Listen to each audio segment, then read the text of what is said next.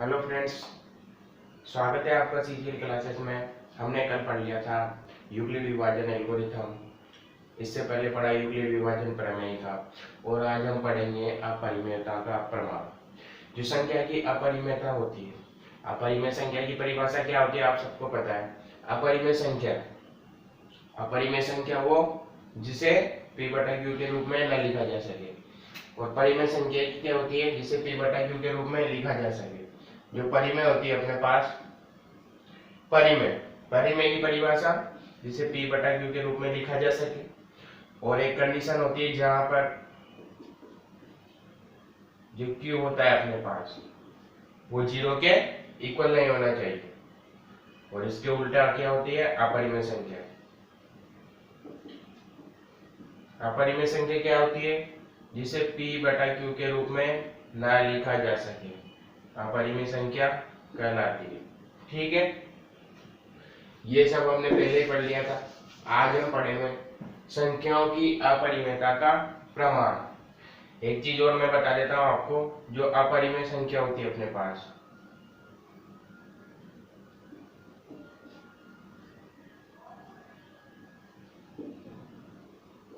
अपरिमेय संख्या का व्यापक रूप।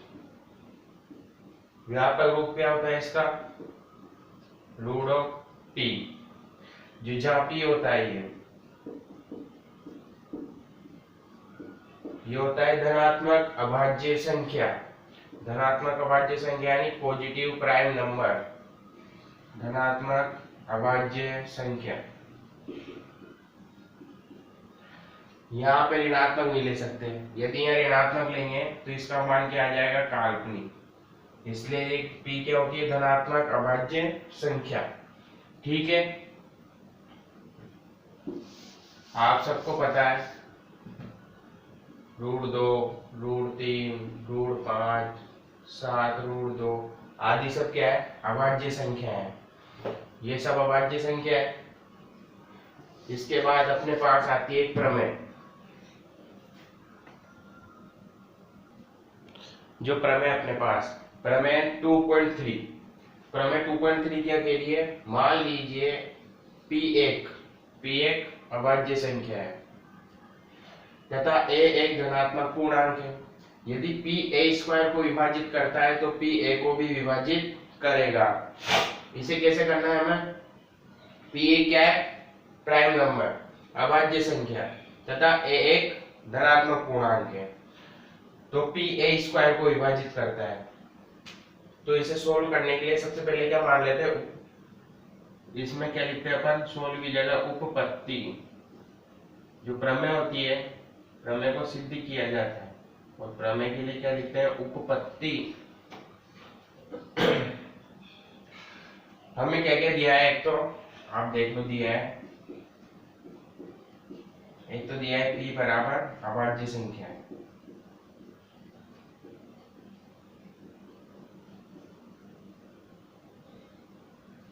ठीक, एक दिया है a बराबर धनात्मक पूर्णांक, धनात्मक पूर्णांक, और एक क्या दिया है? p a² को विभाजित करता है, p a² को विभाजित करता है। तीन चीज हमें प्रमेय में दी हुई है। हमें सिद्ध क्या करना है? p a को भी विभाजित करेगा। तो सबसे पहले हम क्या करेंगे? सबसे पहले मान लेंगे, माना a एक धनात्मक पूर्णांक है, जैसे पहले करते आए। a धनात्मक पूर्णांक मान लेंगे, फिर a के क्या निकाल लेंगे? अभाज्य गुणनखंड। तो अभाज्य गुणनखंड हमें मानना पड़ेगा।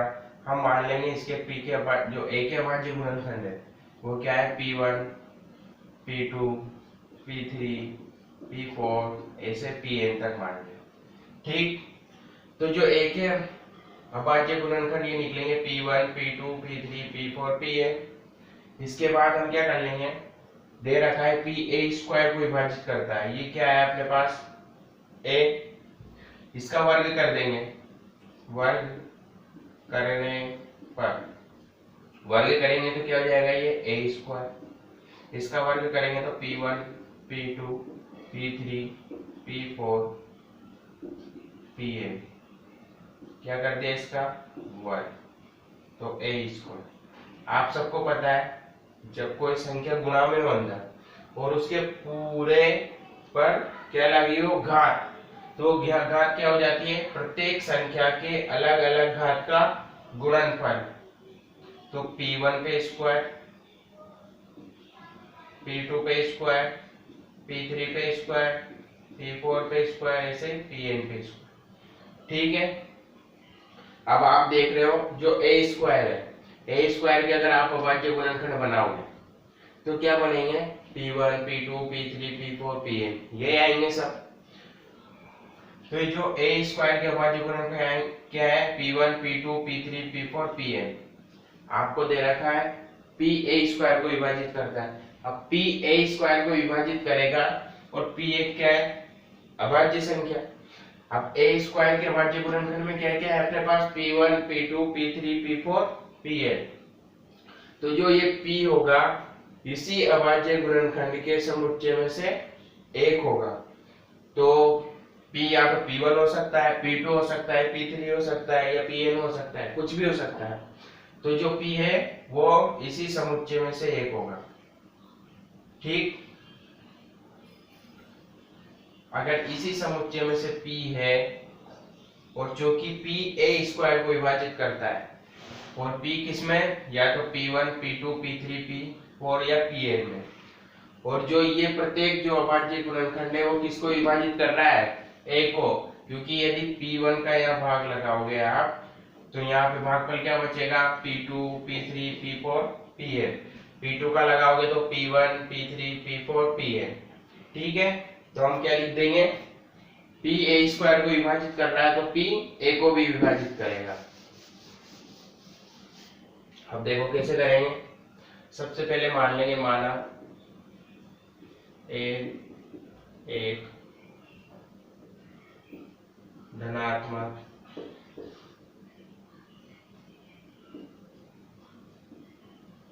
पूर्णांक, ठीक,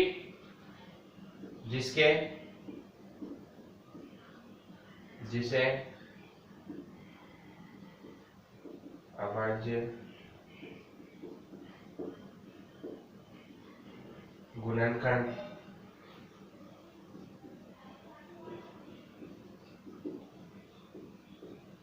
के रूप में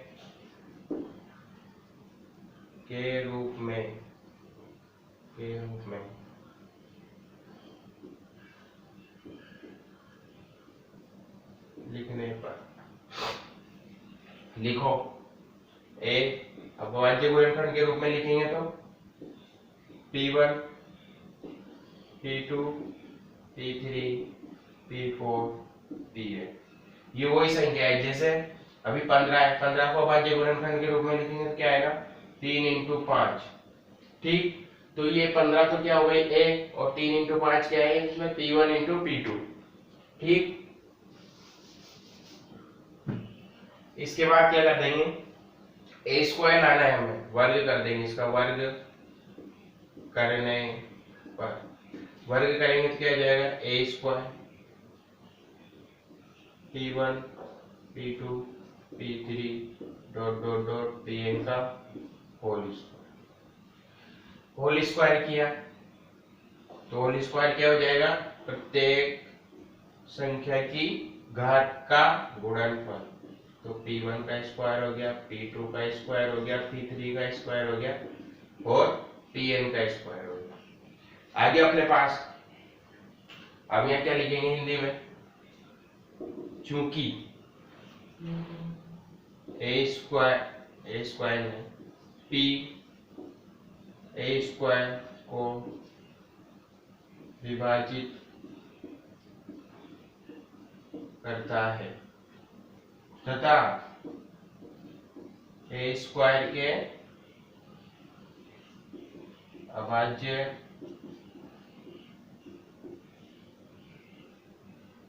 गुणनखंड, अभाज्य गुणनखंड क्या क्या है, P1 P2 P3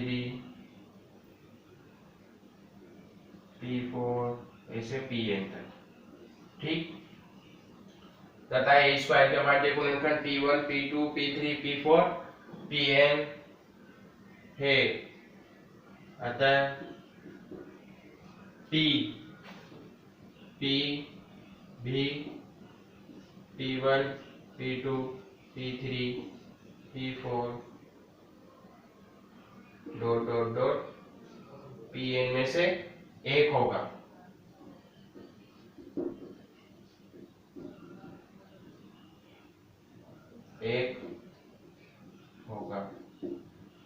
ठीक, इसके बाद इसे आप समीकरण 1 डाल दो, तब समीकरण 1 से ठीक P 1 से क्या रहा है, P A का भी एक अभाज्य गुणनखंड है, P A का भी एक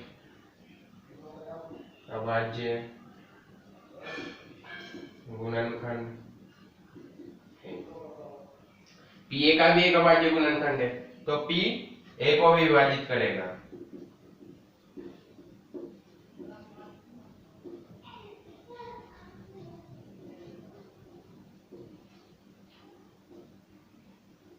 P A को भी विभाजित करेगा। ठीक है, ये हमें प्रूव करना था, P A को भी विभाजित करेगा। आगे समझ में। इसके बाद अगली प्रमेय आएगी अपने पास, उसमें हमें अपरिमेय सिद्ध करना है संख्याओं को। आप स्क्रीनशॉट ले लो इसका। इसके बाद अगली प्रमेय करेंगे। इसके बाद अगली प्रमेय अपने पास प्रमेय 2.4, प्रमाणित कीजिए कि √2 एक अपरिमेय संख्या है।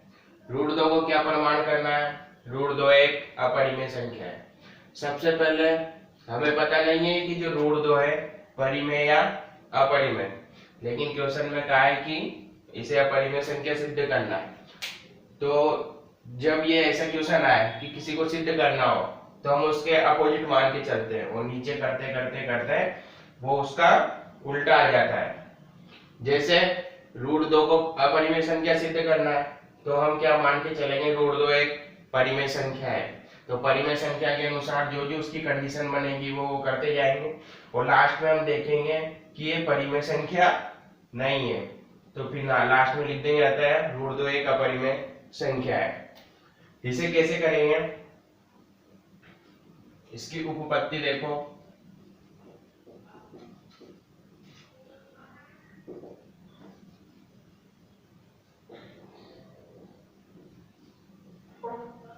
क्या मानेंगे, सबसे पहले √2 एक परिमेय संख्या है,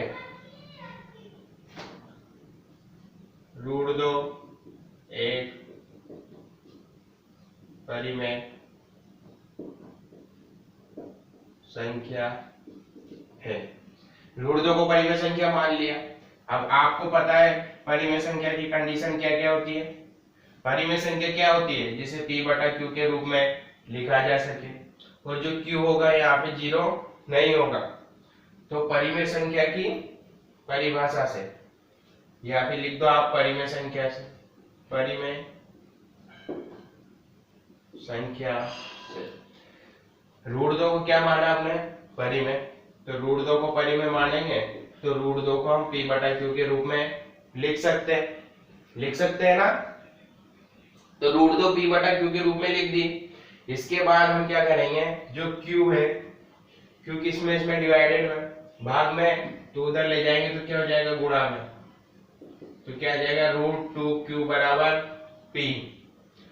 अब इसका कर देंगे वर्ग।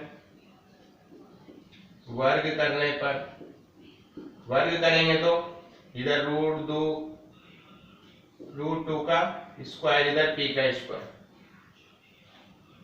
√2 का स्क्वायर क्या होगा, √2 का तो होगा 2, और Q का Q स्क्वायर, और ये आ जाएगा P स्क्वायर।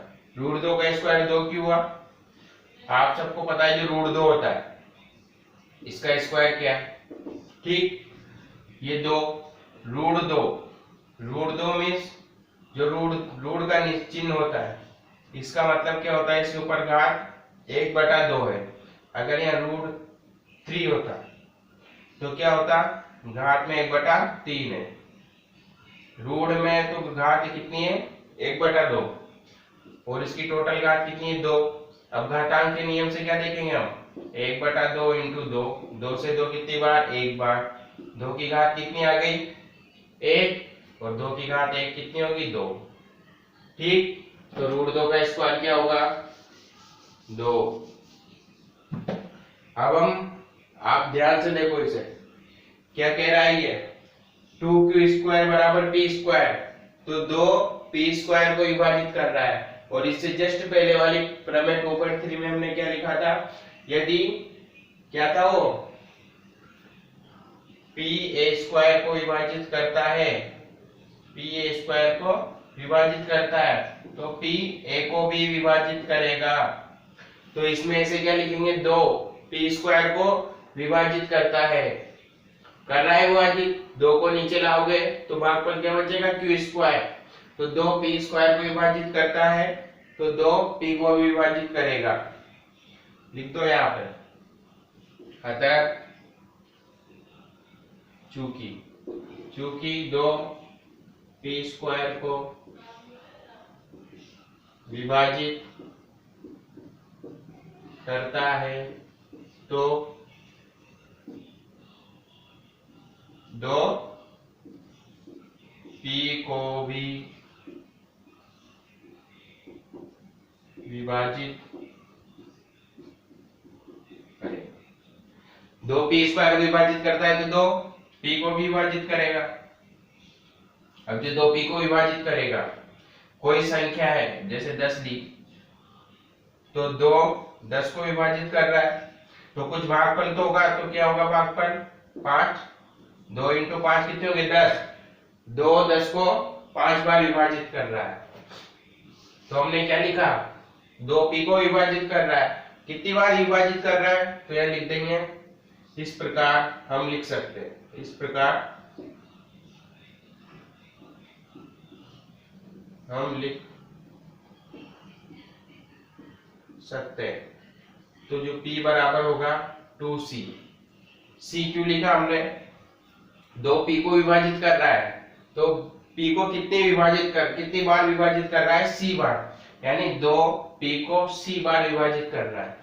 ये यूक्लिड विभाजन प्रमेय की तरह है, क्या थी अपने पास bq प्लस r, यहाँ r बराबर तो क्या है पूरी बार भाग जा रहा है, तो r बराबर तो क्या ले लेंगे 0, क्या बचा अपने पास bq, तो जो ये b है भाजक तो क्या है 2, और q क्या है भागफल कितना आ गया अपने पास c। ठीक, तो 2 p को c बार विभाजित कर रहा है, इसका फिर वर्ग कर देंगे, वर्ग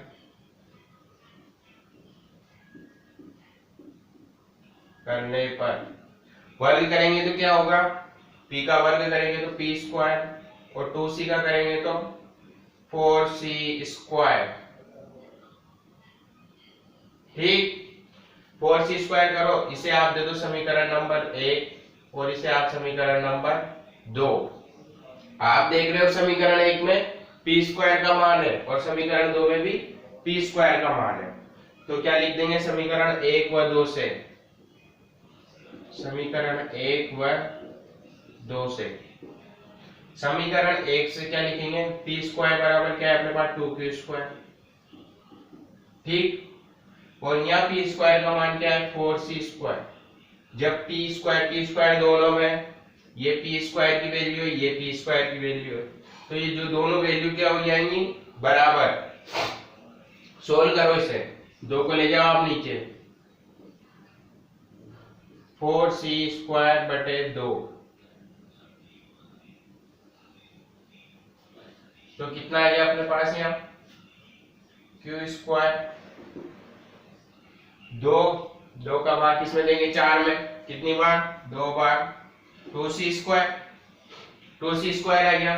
तो जैसे हमने समीकरण 1 में लिखा था, क्या लिखा था 2 p² को विभाजित करता है तो 2 p को भी विभाजित करेगा, इसी तरह 2 q² को विभाजित करता है तो 2 q को भी विभाजित करेगा। क्या लिखेंगे, क्योंकि 2 q² को विभाजित करता है तो 2q को भी विभाजित करेगा।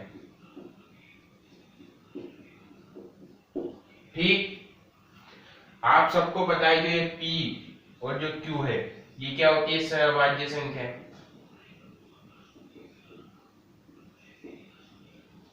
अब सहभाज्य संख्या क्या होती है? सहभाज्य संख्याएं वो होती है जिनके जो अभाज्य गुणनखंड है, अभाज्य गुणनखंड में कोई सा भी गुणनखंड उभयनिष्ठ ना हो। जैसे कुछ भी ले लो, आप 9 ले लो, ठीक, और नीचे ले लो 8। 9 के तो अभाज्य गुणनखंड क्या हुए, 3 इंटू 3, और 8 के 2 इंटू 2 इंटू 2।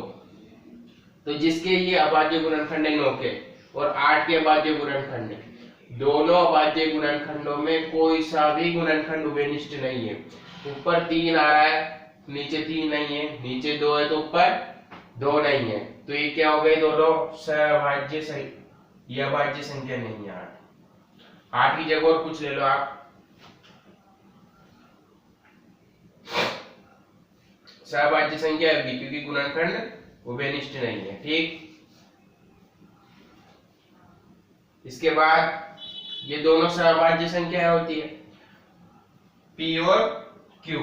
अब आपको पता है जो 2 है p को भी विभाजित कर रहा है, ठीक, और जो 2 है q को भी विभाजित कर रहा है।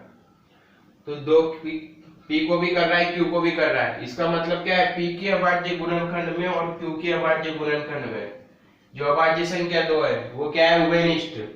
मतलब p के अभाज्य गुणनखंड में भी 2 विद्यमान है और q के अभाज्य गुणनखंड में भी 2 विद्यमान है, तो ये सहभाज्य संख्या नहीं होगी, अतः यह परिमेय संख्या नहीं है। ठीक, तो यह क्या लिख देंगे, चूंकि 2 p व अतः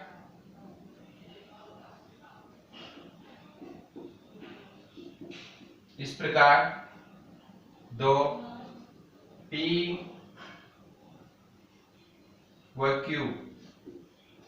दोनों को विभाजित करता है।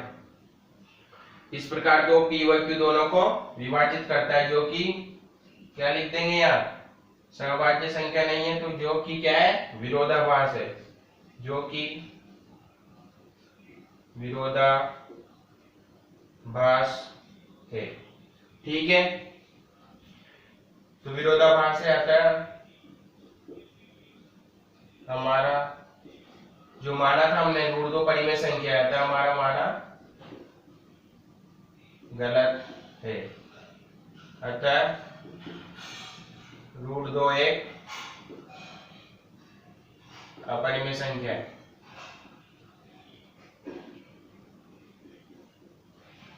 ठीक, आगे समझ में।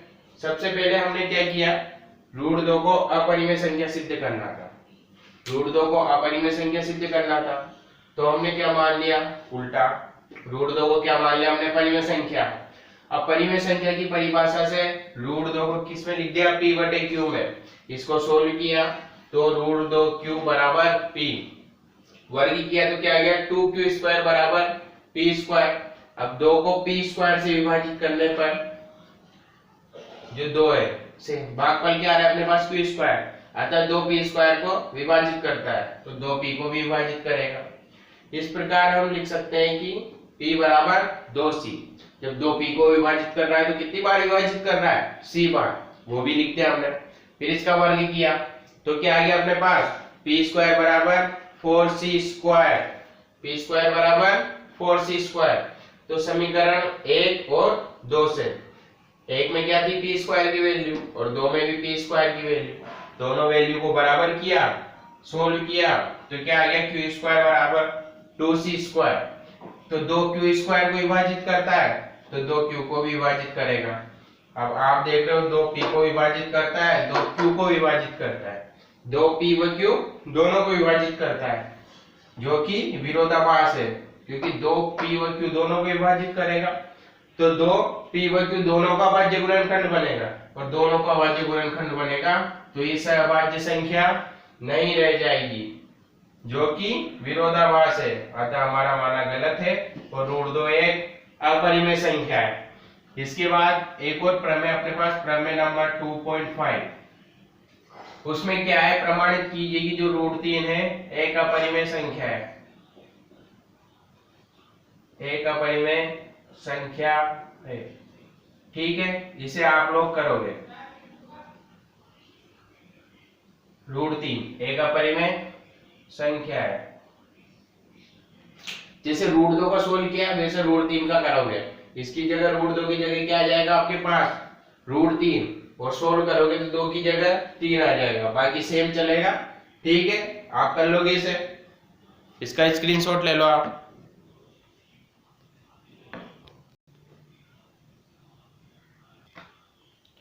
इसके बाद आती है अपने पास प्रमेय नंबर 2.6। जो प्रमेय नंबर 2.6 है वो भी सेम है। इसमें क्या करना है, रूट जो 5 है, रूट 5 एक अपरिमेय संख्या सिद्ध करनी है। ठीक, रूट 5 को एक अपरिमेय संख्या सिद्ध करनी है तो रूट 5 का भी कैसे कर देंगे, रूट 2 की तरह। रूट 2 की जगह क्या आ जाएगा, रूट 5, और 2 की जगह 5, बाकी सेम चलेगा। ये दोनों की उस प्रमेय आप लोगों को करनी है, आप लोग करोगे इस दोनों प्रमेय को। और इसके बाद हम इसके एग्जाम्पल्स पढ़ेंगे। एग्जाम्पल्स में भी यही है, हमें अपरिमेय संख्या सिद्ध करनी है। तो अपरिमेय संख्या सिद्ध करने के लिए हम क्या मानेंगे, वैसे ही सोल्व करेंगे। सबसे पहले परिमेय संख्या मानेंगे, फिर लास्ट तक सोल्व करेंगे, और इसको लास्ट में क्या बोल देंगे, ये परिमेय संख्या नहीं हो सकती, जो कि विरोधाभास है, अतः ये एक अपरिमेय संख्या है। सभी ऐसे क्वेश्चन है, आप इन्हें ध्यान से करो। ओके, बाकी हम कल पढ़ते हैं। ठीक है, कल फिर मिलते हैं।